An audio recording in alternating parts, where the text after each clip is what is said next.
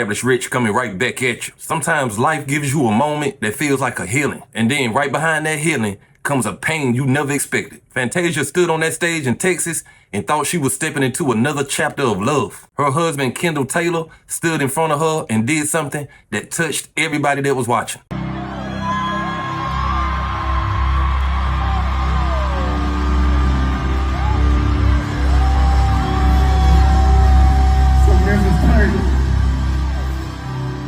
Will you continue to let me love you, lead you, protect you, and push you as far as you can go and as high as you can fly until death do us part? You can't fake that kind of emotion. You can't script that kind of moment where a man opens up his heart in front of the world. That wasn't just a proposal. That was a man declaring that he chose her for every day of the rest of his life. And for a woman like Fantasia, who came from nothing, that moment meant everything. Because her story was never built on privilege. It was built on survival. She fought her way out of poverty. She fought her way out of pain. She fought her way into a position where she could finally have peace. And peace is something money can't buy when you grow up without security. But just days after that moment, something happened that changed the entire energy. Her own father went public with accusations against the man she calls her husband. Fantasia on stage, I think she's in Texas, and her husband walking out. Come on stage and put together a cry, and this, that, and the other. When I was just told a week or so ago by a financial person that was fired from her camp that they were running up on him because there was money missing. And there was no paper trail on his part. The other folk got fired. And my daughter don't talk to me because I'm trying to help her. If she don't talk to me because I'm trying to help her, that's God. You got to deal with God for that. And that's when what was supposed to be a celebration turned into a family war. Because when a father speaks against his daughter's husband, he ain't just questioning the man, he questioning her judgment. He claims there was missing money. He claimed there's financial issues going on behind the scenes. And whether he believed he was protecting her or not, he did it in a way that left no room for privacy. He did it in a way that put her business in front of millions of people. That's a different kind of pain. That's the kind of pain that don't come from strangers. That come from blood. Fantasia responded the only way she could after years of carrying emotional weight. She said he wasn't a father, he was just a donor. Those words didn't come from anger alone. Those words came from years of hurt that never really healed. Because people see the success, but they don't see the scars the success was built on. They don't see the childhood moments that shaped her trust. They don't see the abandonment that left her need for security. And when you finally build a life where you feel safe, the last person you expect to shake that safety is your own father. But money has a way of exposing every crack in the family foundation. Money don't create problems. Money reveals problems that was already there. Because from my experience, that's what happens with money. People get money and then they start to distrust family members, friends, even people who may have their best interests in mind. But on the other side, you have the people who are trying to take advantage of the celebrity. And that's the sad reality that a lot of people don't talk about when they talk about fame. Because fame don't just change your life, it changes how people see you and how they treat you. And now Fantasia is standing in the middle of love and loyalty, colliding with family and pain. And that's a place no woman should ever have to stand alone. What makes this even worse is the position Fantasia was forced in once all this came out. Because now she wasn't just a wife anymore. She was a woman forced to defend her peace in front of the world. When your own father questions the man you trust, he ain't just speaking against him. He's challenging your ability to choose what's right in your own life. And that's a different kind of disrespect. That's the kind that makes you feel like your voice don't matter in your own story. But Kendall Taylor didn't run from it. He stepped up and spoke for himself when the world started watching. Something was going on. So I went through the books. And I saw very clear that there was a lot of brown bagging and stealing going on, even though I had no knowledge or education in the music industry. I was lost. I was way outside my comfort zone. But wisdom translates across any industry, ethnicity, nationality, geophysical territory. I knew that if I applied wisdom and I asked God to guide me, he would show me how to cover my wife. And it became very evident that people were stealing from her. At the same time, people were stealing from me.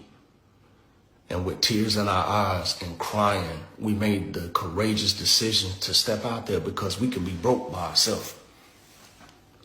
She said, babe, I'm not going to fail on stage, and I know you're not going to fail in your executive position. And we stepped out there. We built R.I.C.H. I've been to every meeting. I've been on every call. I've negotiated every contract. I've been a part of every single thing that has allowed her gift to be in the proper place, because I promised her you will never die broke.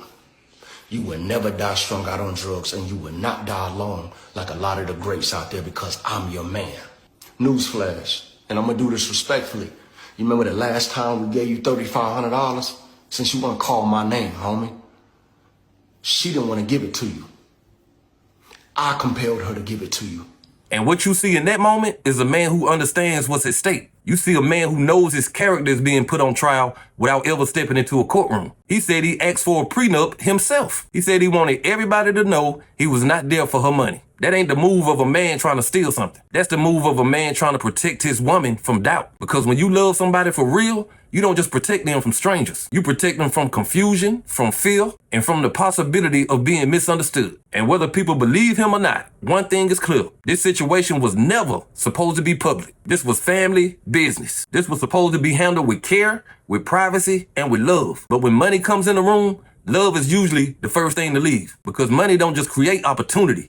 It creates suspicion. People start questioning motives. People start questioning intentions. People start looking through the lens of what can be taken instead of what was built. And that lens destroys trust faster than anything on earth. Fantasia made it clear where she stands. She said she is the CEO and her husband is the president of her companies. That statement wasn't just defense. That statement was ownership. She was letting the world know she ain't no victim. She was letting the world know she runs her own life and her own businesses. And that's important because sometimes people forget who she really is. They see the singer, but they don't see the person who built themselves from nothing. They don't see the survivor. They don't see the leader. They don't see the woman who had to learn how to trust herself before she could trust anybody else. And that kind of strength don't come from fame. That comes from pain. And for her to be put in a position where she has to choose between her daddy and her husband, that's just unacceptable. If anything, this should have been handled in private. So obviously it looks like the dad wanted some attention. Fantasia didn't create this war, but she was forced to stand in the middle of it. And when you stand in the middle of something like this, it ain't no easy way out. What makes this story so heavy is not just the accusations and it's not just the response. It's the fact that this is a daughter and a father whose pain is being talked about in front of the world. Because when families break in private, it's still a chance for healing. But when families break in public, the world becomes a witness to your pain, whether you want them to or not. Fantasia didn't ask for her life to become a public battleground between the man who raised her and the man who loves her, but she was forced into that position by words that can never be taken back. And that's what most people don't fully understand about moments like this. Once those words leave your mouth, they don't belong to you anymore. They belong to everybody who hears them. They belong to everybody who forms an opinion about them. They belong to the internet forever. And the internet don't forget, even when families try to heal. But through all of this, Fantasia made one thing clear. She made it clear that she stands on her decisions. She made it clear that she is not a child no more. She is a woman who has built her life through pain, through struggle, and through faith. And that's why this moment is so important to understand with compassion. Because this ain't just about who's right and who's wrong. This is about a woman trying to protect the life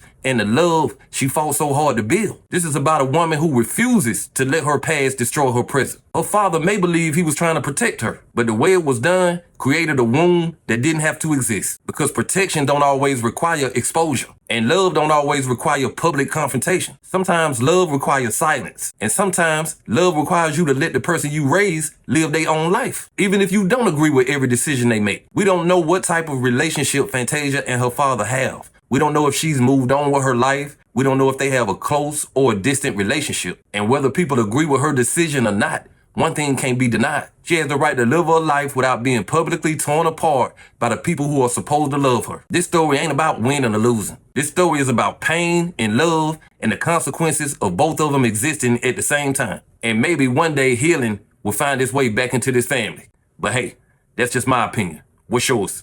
Like, comment, subscribe. Establish Rich. I'll be back with another one. Peace.